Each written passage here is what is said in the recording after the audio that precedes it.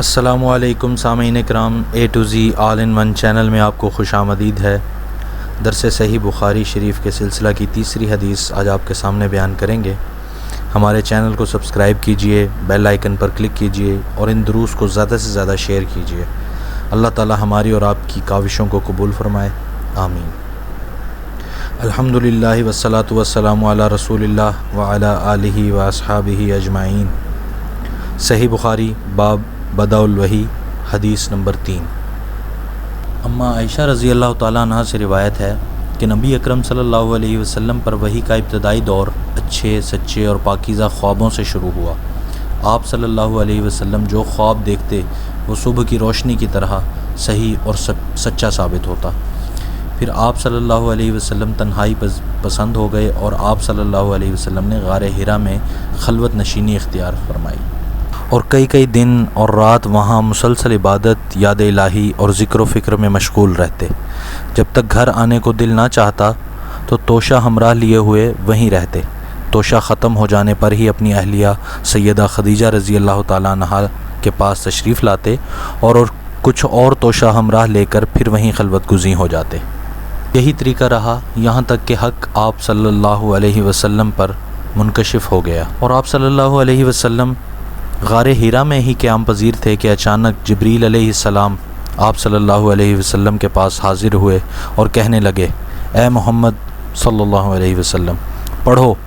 آپ صلی اللہ علیہ وسلم فرماتے ہیں کہ میں نے کہا میں پڑھنا نہیں جانتا۔ آپ صلی اللہ علیہ وسلم فرماتے ہیں کہ فرشتے نے مجھے پکڑ کر اتنی زور سے دبایا کہ میری طاقت جواب دے گئی، پھر مجھے چھوڑ کر کہا پڑھو۔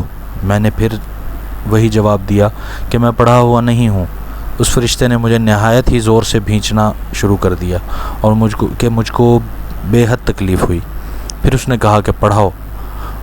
میں نے کہا میں پڑھا ہوا نہیں ہوں۔ پھر فرشتے نے تیسری بار مجھے پکڑ کر تیسری بار بہت زور سے بھینچا اور پھر چھوڑ دیا اور کہنے لگا، پڑھو اپنے رب کے نام سے جس نے پیدا کیا اور انسان کو خون کی پھٹکی سے بنایا۔ پڑھو، آپ کا رب بہت ہی مہربانیاں کرنے والا ہے۔ بس یہی آیتیں آپ صلی اللہ علیہ وسلم جبریل علیہ السلام سے سن کر اس حال میں غار حرا سے واپس ہوئے کہ آپ کا دل اس انوکھے واقعے سے کانپ رہا تھا۔ آپ صلی اللہ علیہ وسلم خدیجہ رضی اللہ تعالیٰ عنہ کے ہاں تشریف لے گئے اور فرمایا کہ مجھے کمبل اڑھا دو، مجھے کمبل اڑھا دو۔ تو انہوں نے آپ صلی اللہ علیہ وسلم کو کمبل اڑھا دیا۔ جب آپ صلی اللہ علیہ وسلم کا ڈر جاتا رہا تو آپ صلی اللہ علیہ وسلم نے اپنی زوجہ محترمہ سیدہ خدیجہ رضی اللہ تعالیٰ عنہا کو تفصیل کے ساتھ یہ واقعہ سنایا اور فرمانے لگے کہ مجھ کو اب اپنی جان کا خوف ہو گیا ہے۔ آپ صلی اللہ علیہ وسلم کی اہلیہ محترمہ سیدہ خدیجہ رضی اللہ تعالیٰ عنہا نے آپ کی ڈھارس بندھائی اور کہا کہ آپ صلی اللہ علیہ وسلم کا خیال صحیح نہیں ہے، اللہ کی قسم آپ کو اللہ کبھی رسوا نہیں کرے گا۔ تو اخلاق فاضلہ کے مالک ہیں، اب تو کنبہ پرور ہیں، بے کسوں کا بوجھ اپنے سر پر رکھ لیتے ہیں، آپ مفلسوں کے لیے کماتے ہیں اور مشکل وقت میں آپ صلی اللہ علیہ وسلم ہمیشہ امر حق کا ساتھ دیتے ہیں۔ پھر سیدہ خدیجہ رضی اللہ تعالیٰ عنہا آپ صلی اللہ علیہ وسلم کو ورقہ بن نوفل کے پاس لے گئیں جو ان کے چچا زاد بھائی تھے اور زمانہ جاہلیت میں نصرانی مذہب اختیار کر چکے تھے۔ عبرانی زبان کے کاتب تھے، چنانچہ انجیل کو بھی حسب منشاء خداوندی عبرانی زبان میں لکھا کرتے تھے۔ وہ بہت بوڑھے ہو چکے تھے، یہاں تک کہ ان کی بینائی بھی رخصت ہو چکی تھی۔ سیدہ خدیجہ رضی اللہ تعالیٰ عنہا نے ان کے سامنے آپ صلی اللہ علیہ وسلم کے حالات بیان کیے اور کہا، اے چچا زاد بھائی، اپنے بھتیجے محمد صلی اللہ علیہ وسلم کی زبانی ذرا ان کی کیفیت تو سن لیجئے۔ وہ بولے، بھتیجے، آپ صلی اللہ علیہ وسلم نے جو کچھ دیکھا ہے اس کی تفصیل سناؤ۔ چنانچہ آپ صلی اللہ علیہ وسلم نے از اول تا آخر واقعہ سنا دیا، جسے سن کر ورقہ بے اختیار بول اٹھے، تو وہی ناموس معزز رازدان فرشتہ ہے جسے اللہ تعالیٰ نے موسیٰ علیہ السلام پر وحی کے لیے بھیجا تھا۔ کاش میں آپ صلی اللہ علیہ وسلم کے اس عہد نبوت کے شروع میں ہونے پر جوان عمر ہوتا، کاش میں اس وقت تک زندہ رہتا جب آپ صلی اللہ علیہ وسلم کی قوم آپ کو اس شہر سے نکال دے گی۔ رسول اللہ صلی اللہ علیہ وسلم نے تعجب سے پوچھا، کیا وہ لوگ مجھے نکال دیں گے؟ ورقہ نے کہا، ہاں یہ سب کچھ بالکل سچ ہے۔ جو شخص بھی آپ صلی اللہ علیہ وسلم کی طرح امر حق لے کر آیا، لوگ اس کے دشمن ہی ہو گئے۔ اگر مجھے آپ کی نبوت کا وہ زمانہ مل جائے تو میں آپ کی پوری مدد کروں گا، مگر ورقہ کچھ دنوں کے بعد انتقال کر گئے، پھر کچھ عرصہ تک وحی بھی موقوف رہی۔ تو سامعین اکرام، اس حدیث میں وحی کی ابتدائی کیفیت کا ذکر ہے کہ ابتدائی طور پر یہ سلسلہ کیسے شروع ہوا۔ ابتدائی طور پر حضور علیہ الصلاۃ والسلام خواب دیکھتے تو دن کی روشنی کی طرح وہ خواب سچے ثابت ہوتے۔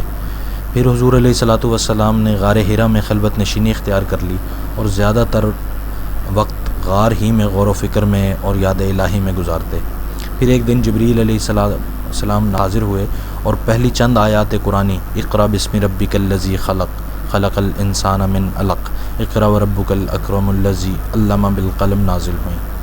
پھر کم و بیش 3 سال تک وحی نہ آئی اور پھر سورہ مدثر نازل ہوئی، اور پھر حضور علیہ الصلاۃ والسلام نے کافروں سے مباحثہ شروع کیا۔ حضور علیہ الصلاۃ والسلام کے خوف کی کیفیت میں سیدہ خدیجہ رضی اللہ تعالیٰ عنہ نے تسلی دی کہ آپ جیسے اوصاف والے صاحب کو اللہ تعالیٰ کبھی رسوا نہیں کرے گا، اور پھر اپنے چچا زاد بھائی ورقہ بن نوفل کے پاس لے گئیں، جو کہ عربی اور عبرانی زبان کے ماہر تھے اور زمانہ جاہلیت میں نصرانیت اختیار کر چکے تھے۔ ان کا واقعہ کچھ یوں ہے کہ وہ بت پرستی کی شناعت کو سمجھ چکے تھے، تو دین کی تلاش میں شام چلے گئے۔ انہیں نصارہ کا دین خوب معلوم ہوا، سو وہ نصرانی ہو گئے۔ وہاں وہ ان درویشوں سے ملے جو عیسیٰ علیہ السلام کے اصل دین پر قائم تھے، اس لیے وہ حضور علیہ الصلاۃ والسلام سے متعلق بائبل میں موجود بشارت کو خوب اچھی طرح سے جانتے تھے، کیونکہ اہل بدع نے تو حقائق کو تبدیل کر دیا تھا۔ ورقہ بن نوفل نے حضور علیہ الصلاۃ والسلام کو تسلی دی اور کہا کہ آپ پر تو وہی فرشتہ نازل ہوا ہے جو موسیٰ علیہ السلام پر وحی لے کر آتا تھا، اور یہ کہ ان قریب آپ صلی اللہ علیہ وسلم کی قوم آپ کو اس شہر سے نکال دے گی، کیونکہ ہر امر حق بیان کرنے والے کے ساتھ ایسا ہی ہوتا آیا ہے۔ اور 3 سال تک وحی نہ آنے سے مراد یہ ہرگز نہیں ہے کہ جبرائیل علیہ السلام آپ صلی اللہ علیہ وسلم کے پاس نہیں آتے تھے، بلکہ اس سے مراد یہ ہے کہ 3 سال تک قرآن نہیں اترا، اور پھر 3 سال کے بعد یا ایھا المدثر نازل ہوئی۔ اور اس کی حکمت شاید یہ ہے کہ حضور علیہ الصلاۃ والسلام کے دل سے وہ خوف دور ہو جائے جو اس فرشتے کے 3 بار دبانے سے پیدا ہو گیا تھا۔ واللہ اعلم۔ سامعین اکرام، اس حدیث کی مختصر سی شرح اور ترجمہ آپ کے سامنے بیان کر دیا ہے، امید ہے نافع ہوگا۔ ہمارے channel A to Z all in one کو زیادہ سے زیادہ شیئر کیجئے، سبسکرائب کیجئے اور بیل آئیکن پر کلک کیجئے۔ شکریہ، والسلام۔